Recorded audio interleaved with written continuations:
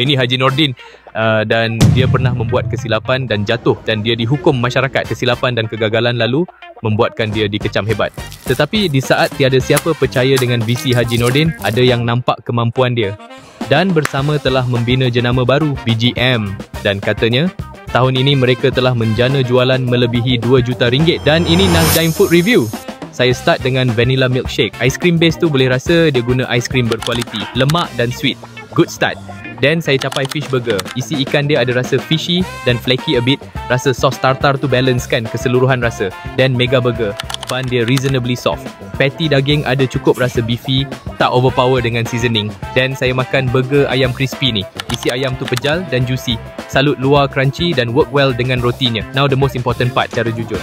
Saya suka salutan luar tu nipis dan rasa tepung salut tu ada cukup rasa masin dan umami tak melampau, tak rasa oily. Isi ayam rasa juicy dan mungkin dia orang guna ayam chill, tak rasa hapak ayam frozen. I hate that. Then the fries, malas nak cakap, memang pengubat rindu. Lepas tu ayam goreng dia yang pedas, saiz tapak tangan. But saya ada idea special. Saya kopek kulit luar dulu dan saya makan isi ayam ni.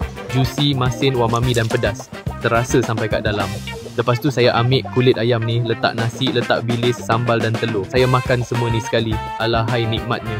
Kenapa tak ada orang buat menu macam ni? Nasi lemak dia ada mild rasa santan, but saya terkagum. Dia berani buat sambal pedas. Walau dia ni kan fast food, sambal dia rasa sambal Melayu, which is good pairing dengan nasi lemak. Product wise, walau bukan sempurna 100%, cuma tinggal sikit untuk dia upgrade lagi. Okay, so baru je lepas makan dekat BGM. To be honest lah, I'm quite impressed. Saya sebenarnya dah datang makan BGM lama dah. Probably lebih kurang 20 lebih kurang lah daripada sejak pembukaan.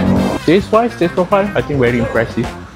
In the sense that saya rasa the food quality, I would say almost international. Cuma dia ada sikit-sikit je benda yang saya rasa dia perlu perbaiki. I think we'll definitely come back for more. For sure they are much better than several international brand yang ada kat Malaysia. Of course, the biggest brand yang saya malas nak sebut tu still better in terms of product, but they are not very far off. So this is Andy score. So apparently BGM sekarang tengah buka a new outlet, dan saya rasa kalau tak salah saya tengah tengok kat telefon ni, diorang akan buka di Setapak. Tu pun Haji Nordin.